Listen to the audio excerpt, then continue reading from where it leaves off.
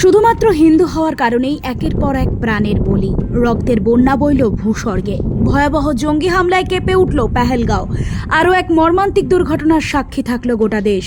শাখা সিঁদুর দেখেই হামলা হিন্দুদের ওপর, কেড়ে নিল একের পর এক প্রাণ। ভয়াবহ জঙ্গি হামলায় মঙ্গলবার বৈষ্ণবঘাটার বাসিন্দা বিতান অধিকারীর মৃত্যুর খবর সামনে আসায় মন্ত্রী অরূপ বিশ্বাস পৌঁছান তার বাড়িতে। পাশাপাশি আরও 2 বাঙালি পর্যটকের মৃত্যু হয়েছে। একজন বেহালার শখের বাজারের বাসিন্দা সমীর গুহ, অন্যদিকে পুরুলিয়ার ঝালদার বাসিন্দা গোয়েন্দা বিভাগের আধিকারিক মনীষ রঞ্জন মিশ্রা। পুরুলিয়ার ঝালদায় আইবি অফিসারের বাড়িতে আজ দুপুরে পৌঁছান কেন্দ্রীয় মন্ত্রী তথা বিজেপির রাজ্য সভাপতি সুকান্ত মজুমদার, পুরুলিয়া সাংসদ তথা রাজ্য বিজেপির সাধারণ সম্পাদক জ্যোতির্ময় সিং মাহাতো। রাজ্যের শোকের ছায়া এই মুহূর্তে। বর্তমানে শোকার্ত পরিবার এখন নিরুত্তরের খাতায়।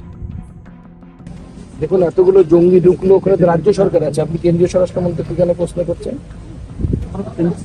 রাজ্য সরকার আছে তো ওখানে। আমরা তো বলিনি যে ওখানে রাজ্য সরকার তাড়াতাড়ি ভোট করিয়ে রাজ্য সরকার প্রতিষ্ঠা। সুপ্রিম কোর্ট বলেছে, আমরা সুপ্রিম কোর্টের নিয়ম আদেশ মেনেছি। সুপ্রিম কোর্ট যদি না বলতো তাহলে এত তাড়াতাড়ি ভোটও হতো না, পুরো দমে কেন্দ্রীয় শাসন থাকতো। সুপ্রিম কোর্ট বলেছে বলে আমরা মেনেছি। অকারণে ঔদ্ধত্য দেখানোর কোনো মানে হয় না। আমাকে আইন শৃঙ্খলা পরিস্থিতি ঠিক রাখতে হবে, সন্ত্রাস মুক্ত করতে হবে।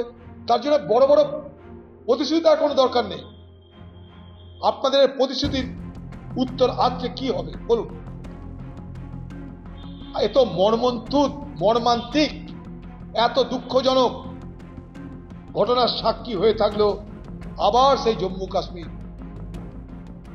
বরফের দেশে, সবুজের দেশে আবার নতুন করে রক্তের হুলি খেললো সেই সমস্ত সন্ত্রাসবাদীরা।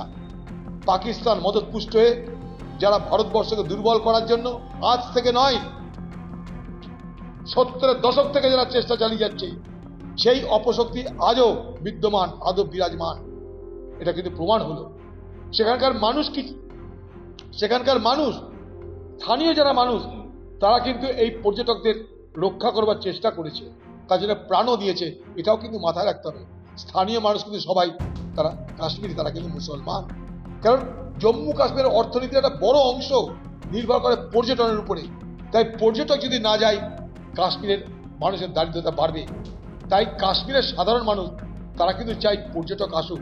কিন্তু সেইখানটাই পাকিস্তানের বদমাইশি, পাকিস্তান সরকারের, পাকিস্তানের আজকে যে আইএসআই, পাকিস্তানের যে জঙ্গি গোষ্ঠী, তাদেরকে মদত করে পিছনে আছে চীন। ভেবে দেখবেন ব্যাপারটা। চীনের মদতে পাকিস্তান, চীন পাকিস্তানের মদতে বাংলাদেশ। আমরা কোথায় যাচ্ছি বোঝার চেষ্টা করুন।